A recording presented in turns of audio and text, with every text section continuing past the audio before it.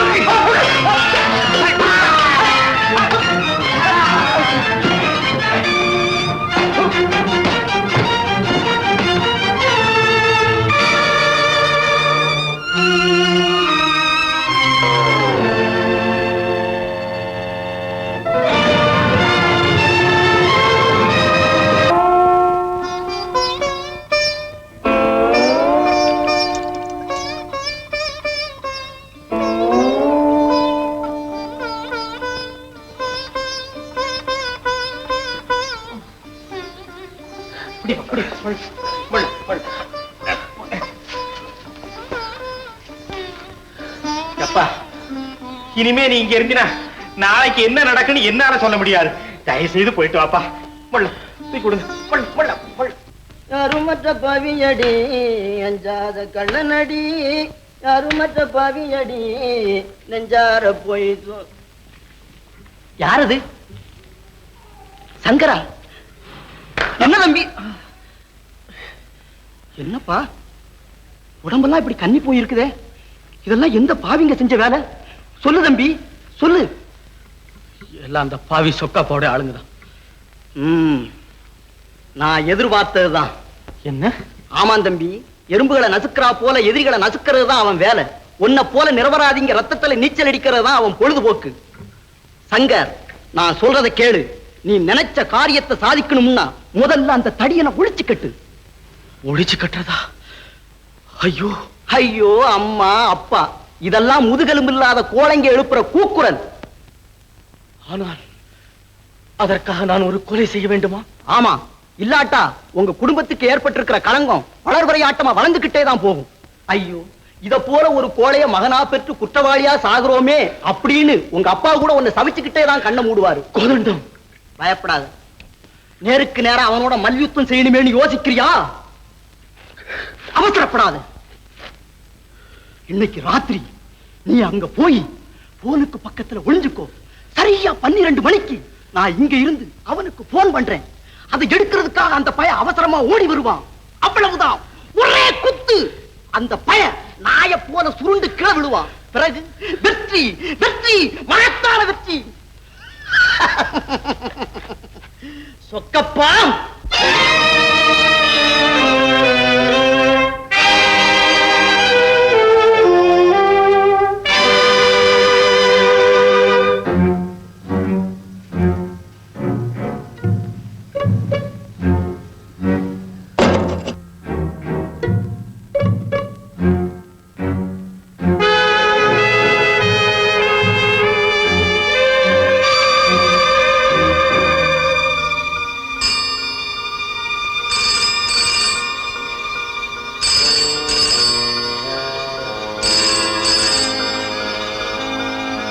Hello hello, யார் அது?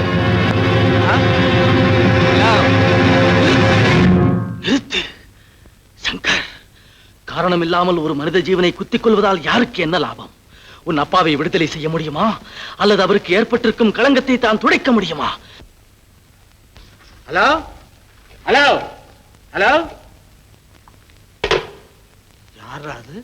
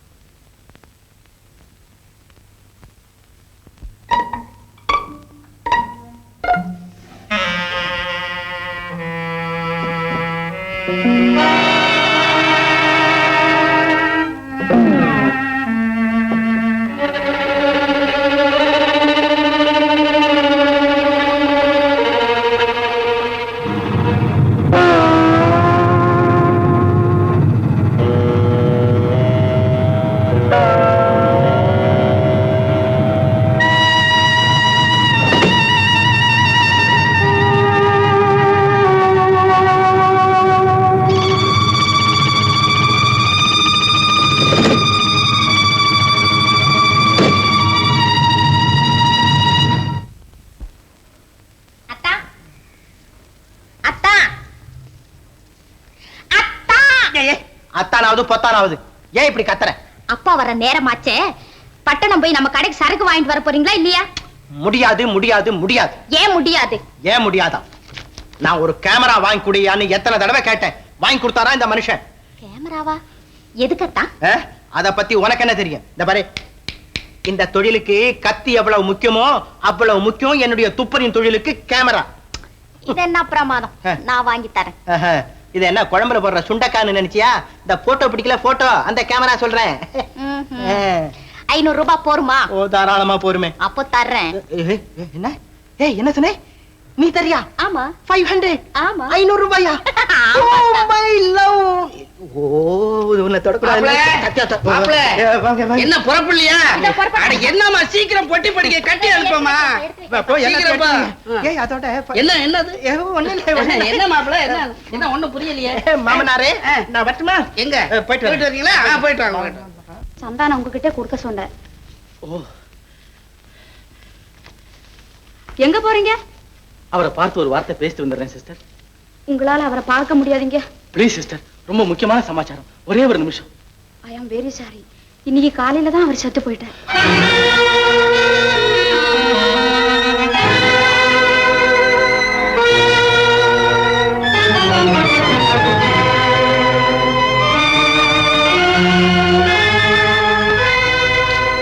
லீலா, லீலா, எல்லாம் பாழாகிவிட்டது, பாழாகிவிட்டது.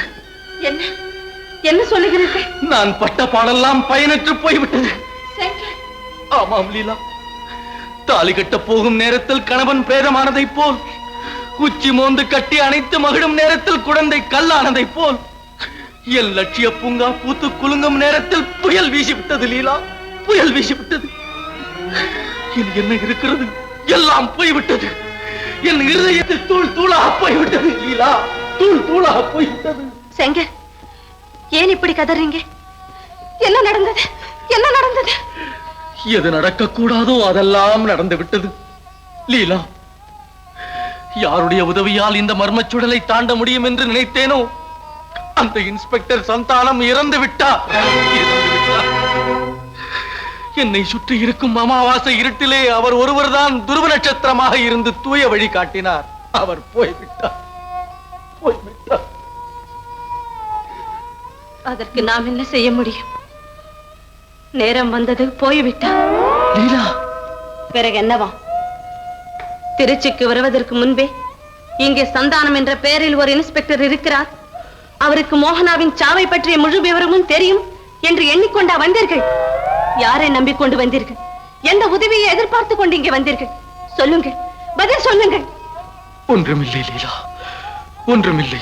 செங்கர், கடலுக்கடையிலே முத்தும் பவளமும் ஏராளமாக இருக்கின்றன. ஒரே முழுக்கில் அவை கைக்கு கிடைக்காவிட்டால் ஹோவென்று கதறுவத்தான் அறிவுடைமையா? அவரது முகவரி கிடைக்கவில்லை, அவரை நீங்கள் பார்க்கவில்லை என்று நம்புங்கள். ஆமா, நான் தான் பேசுகிறேன். செங்கர், ஊக்கமது கைவிடே. இந்த பழமொழி 1000 முறை ஒலிக்கட்டும் உங்கள் காதுகளில். கருத்தற்ற கசடர்கள் சேரா, அதை காணாமல் குருடாகட்டும் உங்கள் பார்வை. குலுத்தர்கள் ஏச்சா, அதை கேட்காமல் செவிடாகட்டும் உங்கள் காதுகள். உபயோகமற்றவர்கள் பேச்சா, அதற்கு பதில் பேசாமல் ஊமையாகட்டும் உங்கள் வாய். முன்னேறுங்கள், முன்னேறுங்கள். மலையை எதிர்த்து வந்தாலும் நிலை குலையா நெஞ்சத்தோடு என்றும் எப்போது முன்னேறிக் கொண்டே இருங்கள்.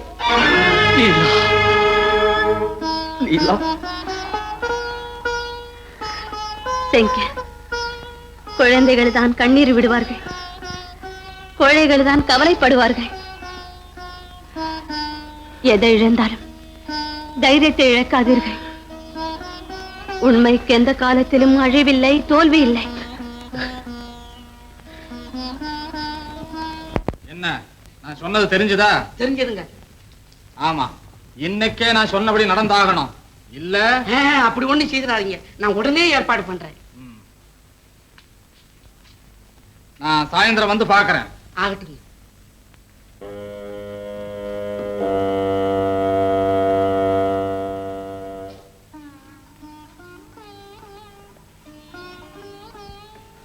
சங்கர், நில்லு. உனக்கு இந்த வேலைக்கு ஒத்துக்காது, அதனால இன்னையில இருந்து உன்னை டிஸ்மிஸ் பண்ணிருக்கேன். போயிடு வெளியே. என்னங்க காரணம் எல்லாம் கேட்காத, போயிடுனா போயிட வேண்டியது. இல்லையே நான் சொல்ல டா, சொன்னா கேட்டுறானும் போ வெளியில. ம்.